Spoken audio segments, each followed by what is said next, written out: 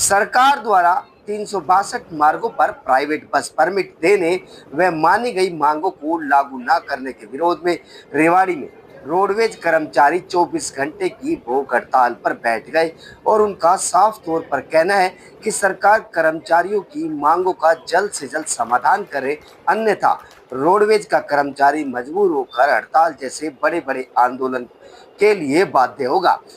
Haryana roadways कर्मचारी साझा मोर्चा के आह्वान पर रेवाड़ी बस अड्डे पर कर्मचारियों द्वारा 24 घंटे की भूख हड़ताल आरंभ की गई, जो कल दोपहर 12 बजे महाप्रबंधक को महानिदेशक के नाम ज्ञापन देने के बाद समाप्त होगी। भूख हड़तालों में शामिल कर्मचारियों को संबोधित करते हुए साझा मोर्चा के वरिष्ठ सदस्य जयवीर ने बताया कि 17 जुलाई 2024 को परिवहन मंत्री की अध्यक्षता में मोर्चे के प्रतिनिधिमंडल के साथ बैठक में कर्मचारियों की अनेक मांगों को जायज मानते हुए सहमति बनी थी। मांगों के परिपत्र जल्द जारी करके उन्हें लागू करने का भरोसा दिया गया था। सरकार द्वारा मानी गई मांगों के परिपत्र जारी नहीं कर रही, जिससे कर्मचारियों को अधिक नुकसान व अन्य परेशानियों का सामना करना पड़ रहा है। दूसरी ओर सरकार बिना किसी मांग के 362 मार्गों पर प्राइवेट बस परमिट देने की योजना बना रही है, जो किसी भी तरह से जनता के हित में नहीं है। पूर्व में चल रही परिवहन समिति के सेवा परिणाम आम जनता के सामने हैं। इसी तरह सरकार द्वारा घाटे का सौदा इलेक्ट्रिक बसें महंगी दरों पर ठेके पर ली, जिसका सीधा असर सरकार के राजस्व पर पड़ता है। मैं जयवीर सिंह, वरिष्ठ सदस्य साझा मोर्चा।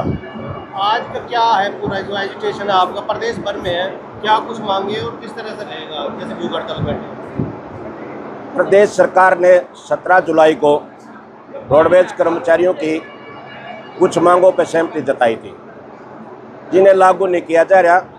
उसके विरोध में साझा मोर्चे के बैनर के नीचे 6 चरणों में 4 डिपो में भूख हड़ताल का साझा मोर्चा ने निर्णय लिया हुआ है, जिसके तहत आज रेवाड़ी डिपो में भी रोडवेज के कर्मचारी, साझा मोर्चे में शामिल सभी यूनियनों के पदाधिकारी आज 24 घंटे की भूख हड़ताल पर बैठे हैं। सरकार एक तरफ तो मानी मांगों को लागू नहीं करती, दूसरी ओर प्रदेश के अंदर बिना किसी मांग के 362 मार्गों पे प्राइवेट परमिट देने जा रही है।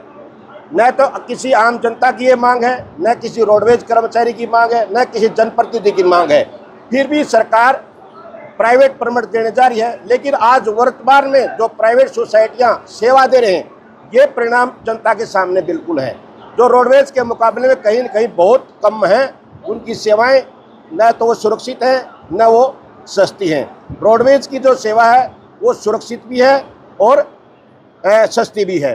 दूसरी ओर सरकार इलेक्ट्रिक बसें ला करके ने इतने महंगे रेटों पर सरकार ने इलेक्ट्रिक बसें ली हुई हैं, जो बिल्कुल घाटे का सौदा है। आने वाला टाइम के अंदर जिन रेटों में ये ली हुई हैं, वो इनकी तो किस्तों के रूप में पैसा देना, वो भी रोडवेज के लिए देना मुश्किल हो जाएगा। हम सरकार से मांग करते हैं कि रोडवेज में जनता हित में और विभाग हित में साधारण बसों को, जो प्रदेश की जनसंख्या उसके आधार पर साधारण बसों को शामिल किया जाए, जिससे बेरोजगारों को रोजगार मिलेगा और ग्रामीण अंचल में जो गरीब जनता बसती है उनको शिक्षा, मजदूरी के लिए परिवहन सुविधा मिलेगी। हमारे 19 सूत्रीय मांग पत्र है, जिस पर सरकार ने कम से कम 10 या 12 मांगों के ऊपर सरकार ने 17 जुलाई को मुख्यमंत्री के राजनीतिक सलाहकार वी उमाशंकर की अध्यक्षता में मानी गई थी, जिनको लागू नहीं किया जा रहा।